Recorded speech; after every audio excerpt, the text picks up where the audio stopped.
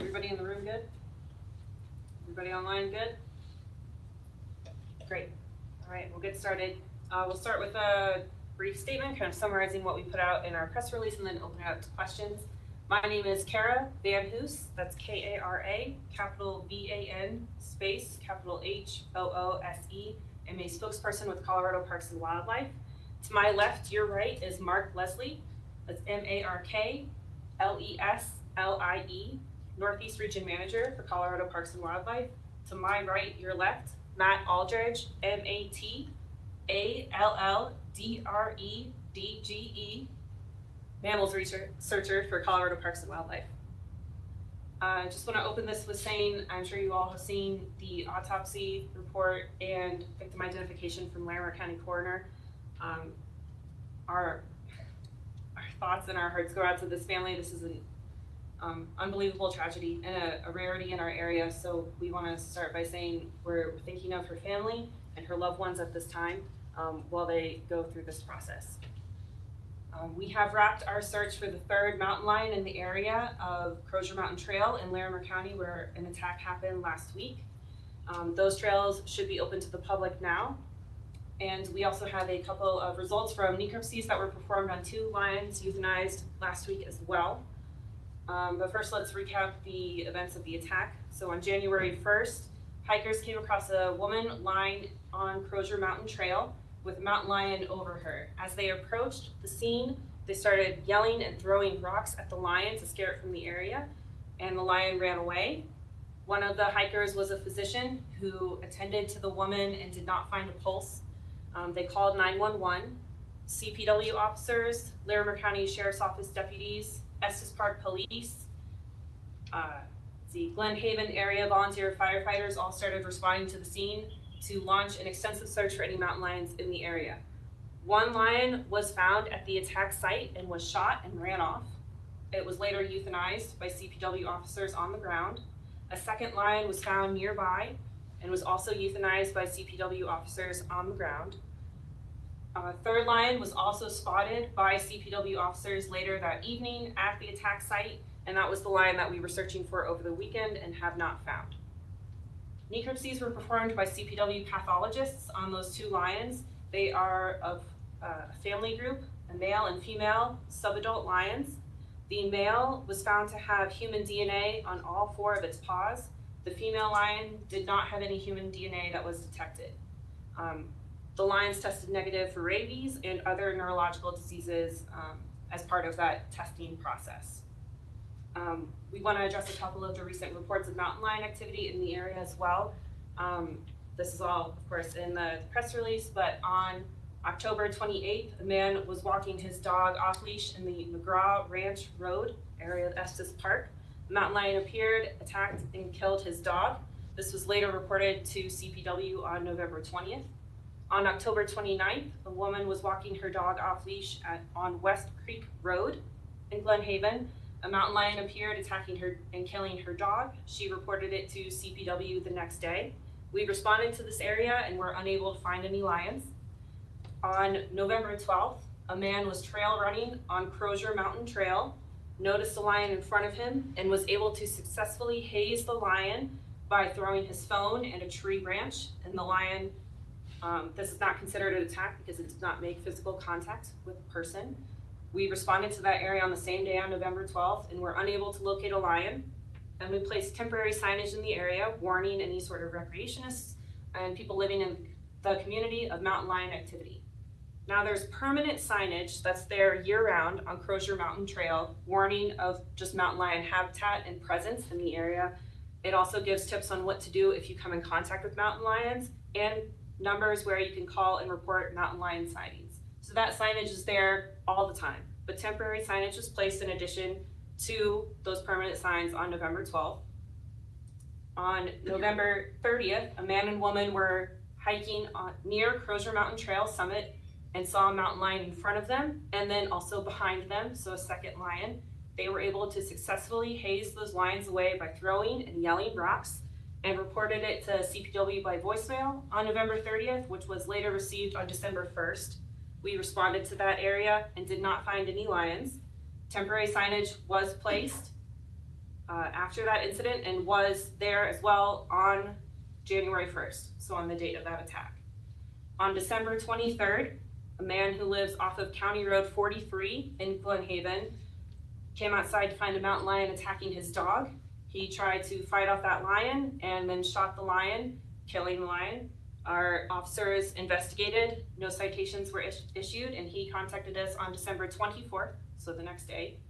And just wanted to recap all of these to show you that mountain lion activity in Larimer County is common. There are a lot of lions that live in this area. It's pretty dense for this wildlife species, but also timeliness is really important when we talk about lions because they are so reclusive and solitary. They're not known to stick around in a place for too long. So when you do have a mountain lion encounter or conflict, it's really important to report it to us as soon as possible so our officers and our response can be the most effective.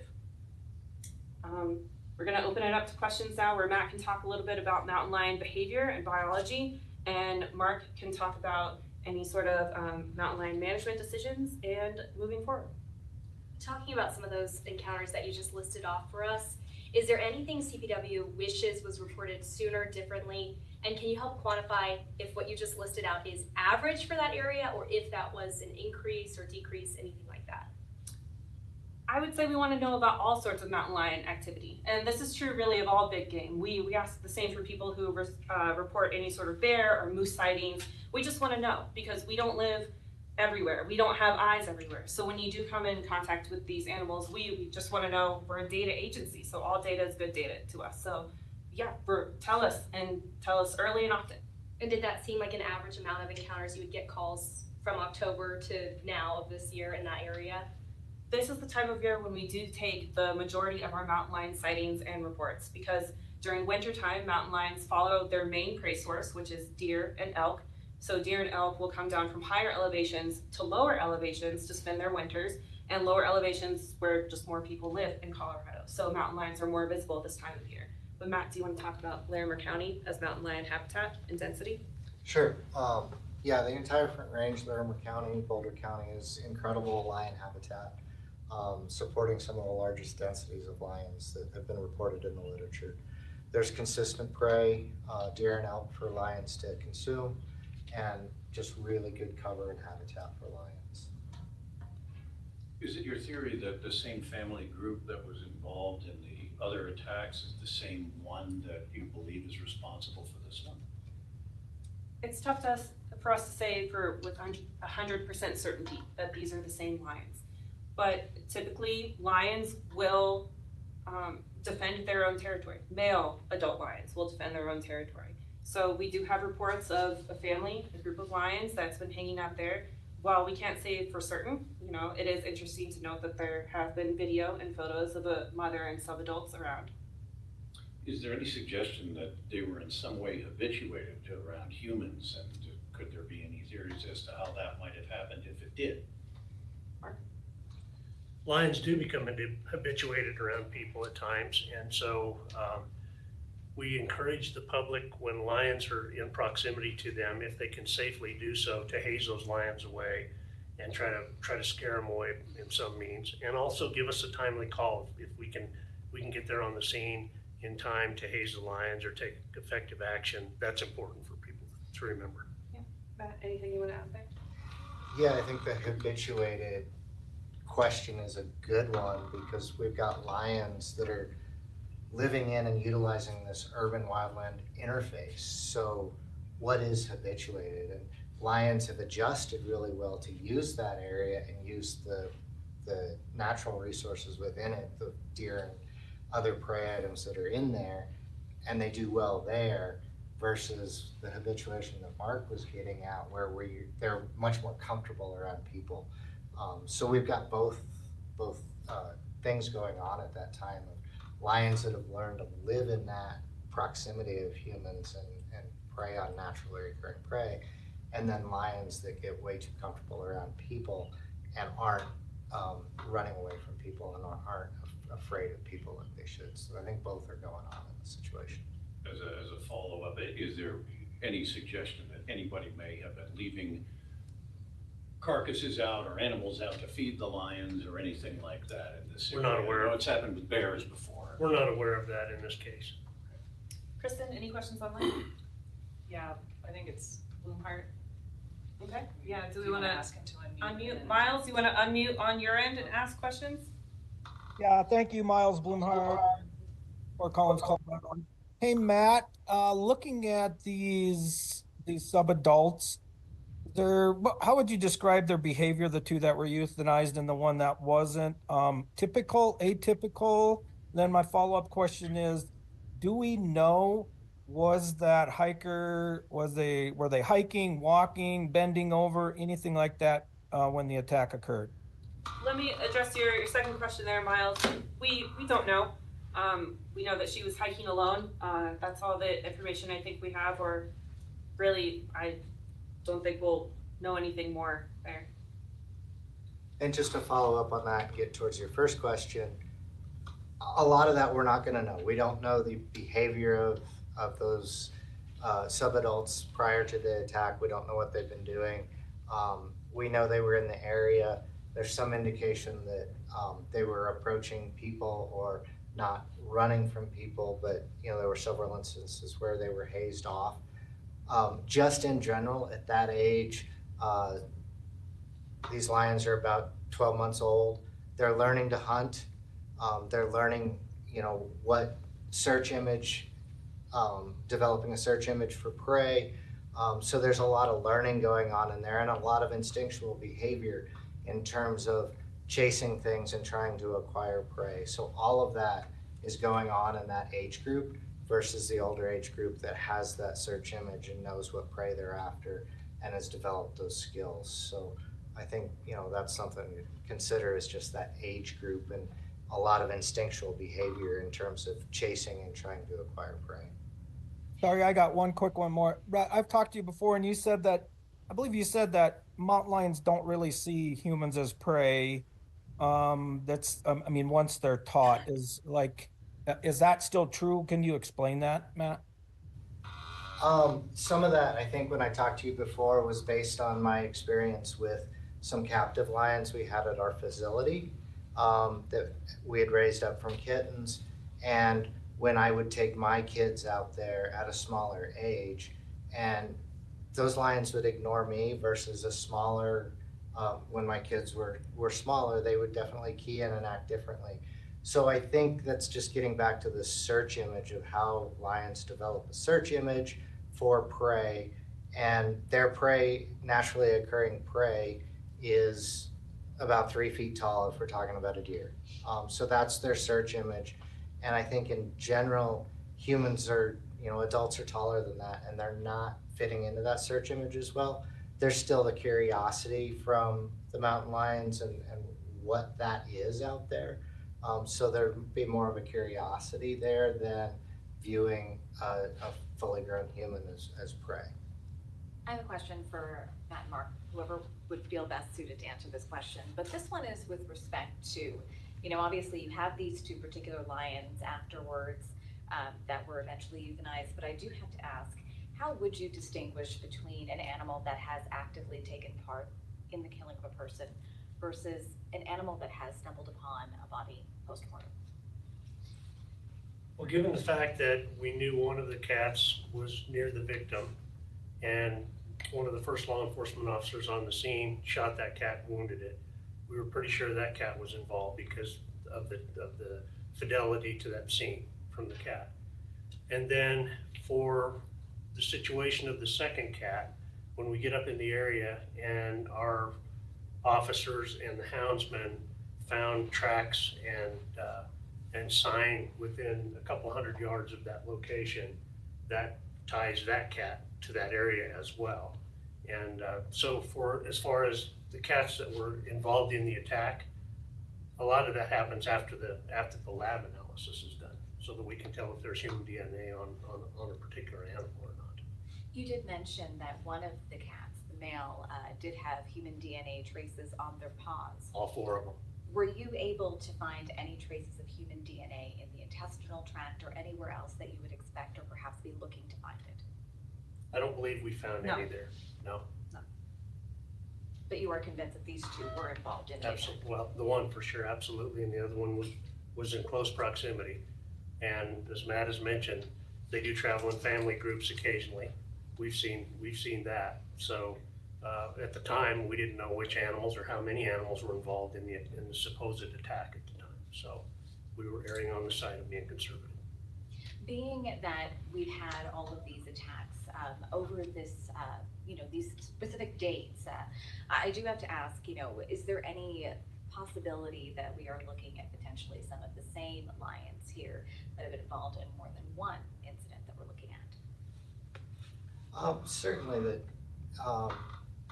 I think there's probably good evidence when you're talking about a family group there and multiple lions being cited that family group was involved in some of those other incidences for sure.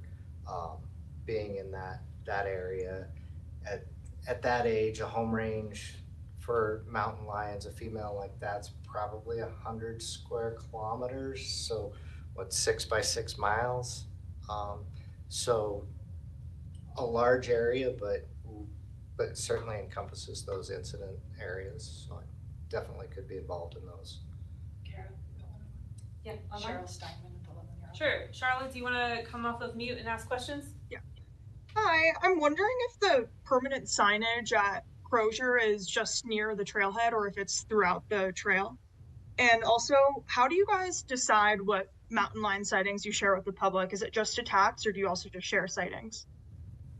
Sure. I think the permanent signage is only at the trailhead. I'd have to double check on that. I'm only aware of the ones that are at the trailhead. I think we try to balance the needs of the public and the community and also the needs of wildlife when it comes to public notification. We have district wildlife managers known as wildlife officers who live and work in those communities who are constantly talking with residents and the public who have any sort of concerns. They are your 24/7 point of contact there, and they will gladly share any sort of information that you need, and also working with other law enforcement agencies as needed. I think at this point, mountain lion attacks on dogs they're not uncommon, especially this time of year. So that is something that if you live in mountain lion country, you know can happen and should be prepared to deal and live with wildlife. I have a question.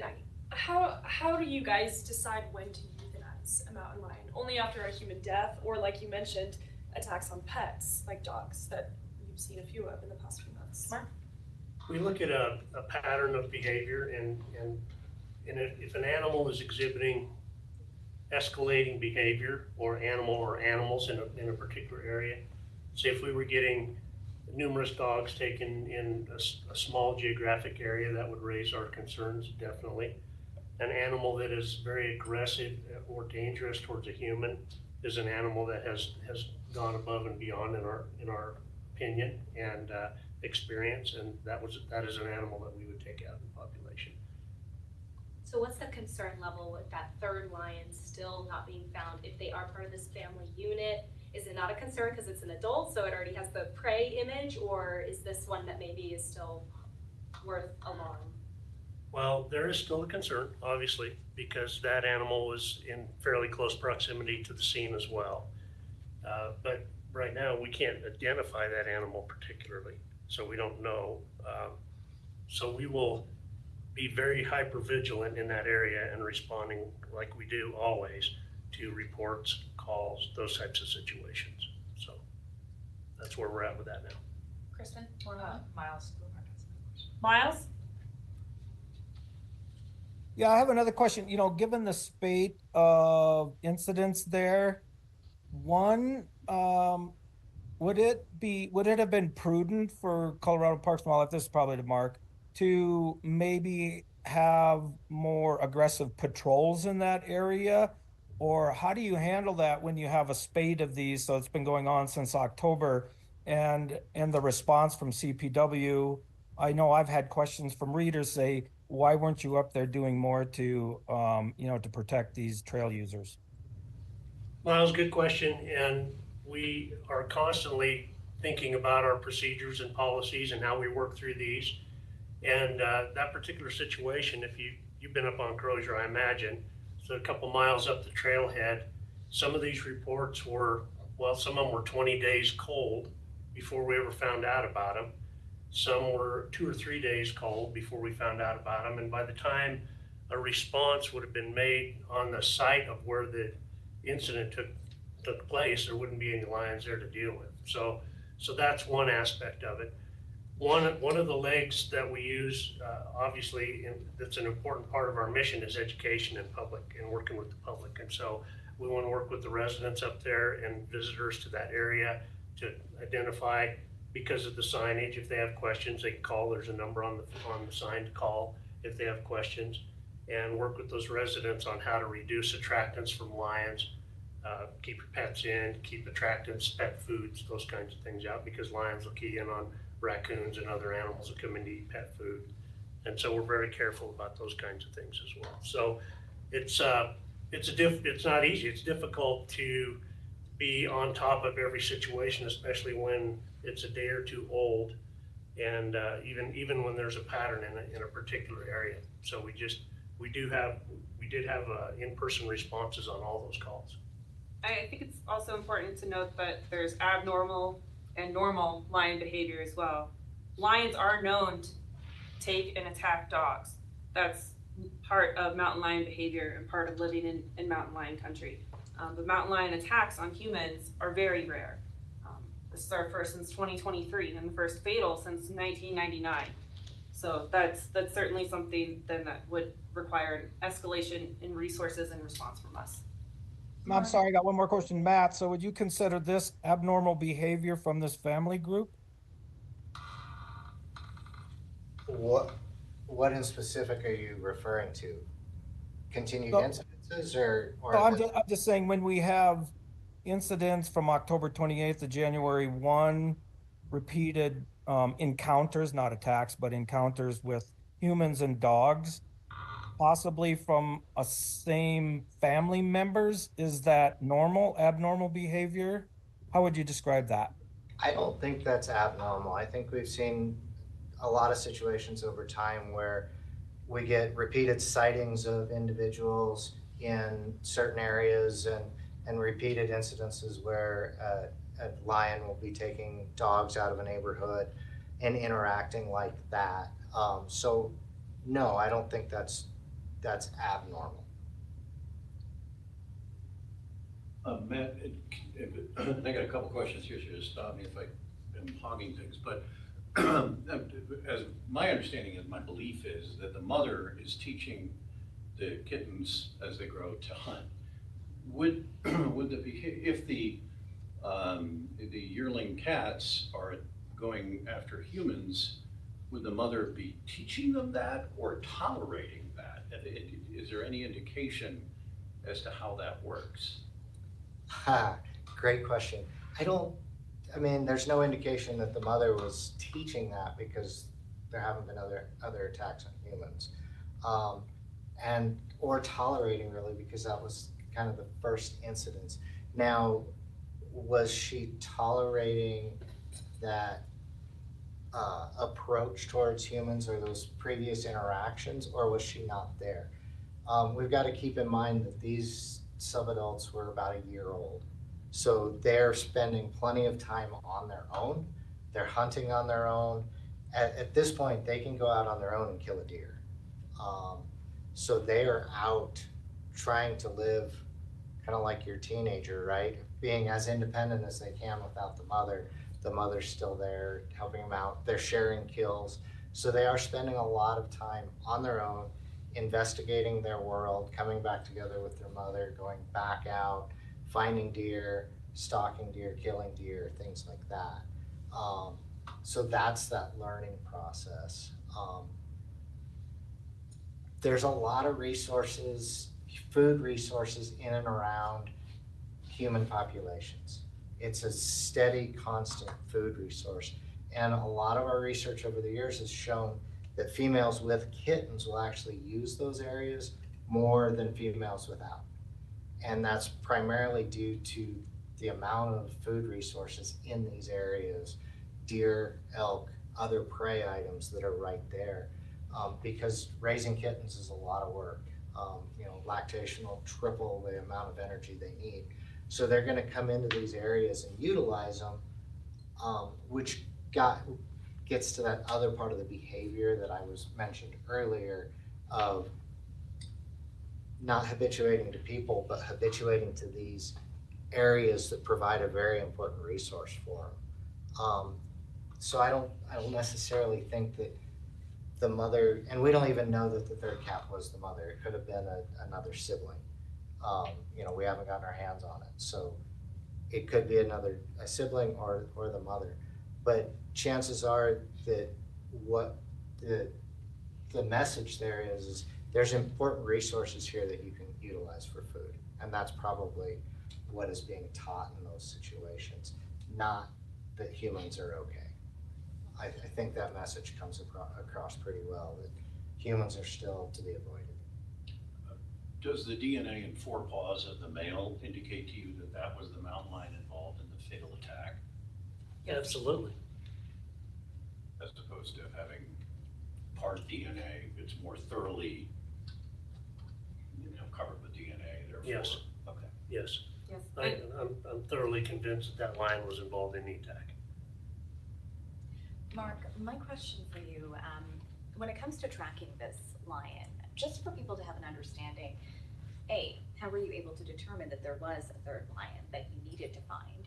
And also, at this point in time, what do you look for to be able to establish that you're finding or honing in on the correct lion, and that, that this is exactly who you need to identify? Because I know you mentioned that you haven't even identified who the third lion is actually supposed to be.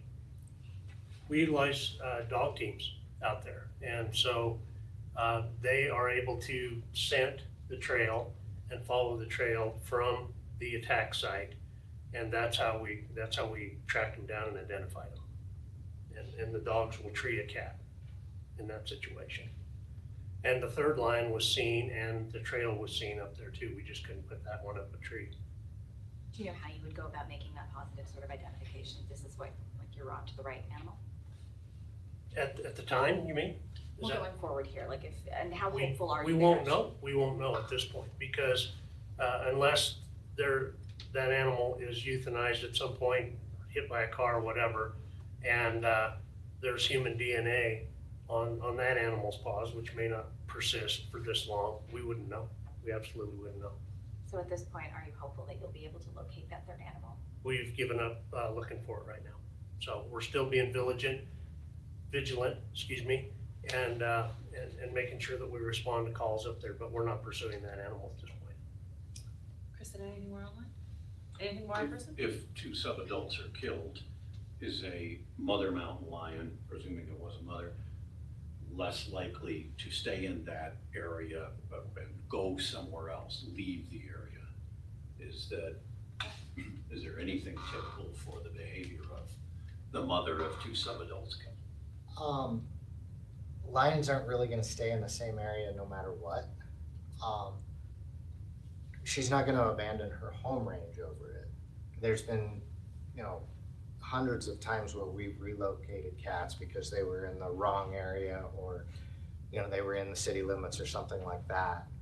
So we've done plenty of relocations of lions. They don't give up their home range like that. They're getting chased by hunters, so they're not giving up their home range. Would she be in the same spot? Probably not. All the experience we've had trying to trap lions or bait lions in to get collars on them, no matter what we do, even if we provide them with fresh deer, they're not staying put. They're gonna travel their home range. So typical lion behavior is to move across their home range, make a kill, feed on that till it's gone, and then go travel their home range to another spot, make a kill. And in that way, they're covering their entire home range over about a month and making kills along the way. That's just kind of how they operate within a home range. Two more questions, one quick. Any indication that the Cameron Peak fire pushed mountain lions more heavily into this area? No. No. And then the final one, maybe more for you, Kara, than anybody else, which is two of the people I talked to who were involved in an encounter said they felt that the sandwich boards should have had stronger language.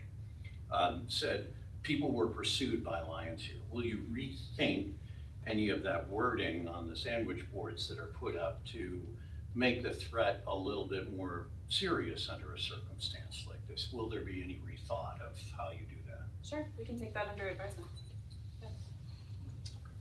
Oh, one more online? Miles. Okay, last question, Miles. Sorry, I think we got our mutes.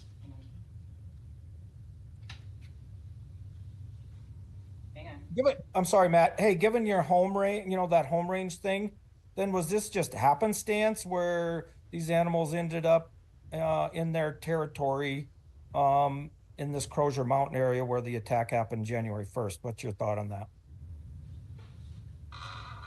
Yeah, and that just happens to be where they were on that day, traveling through their home range.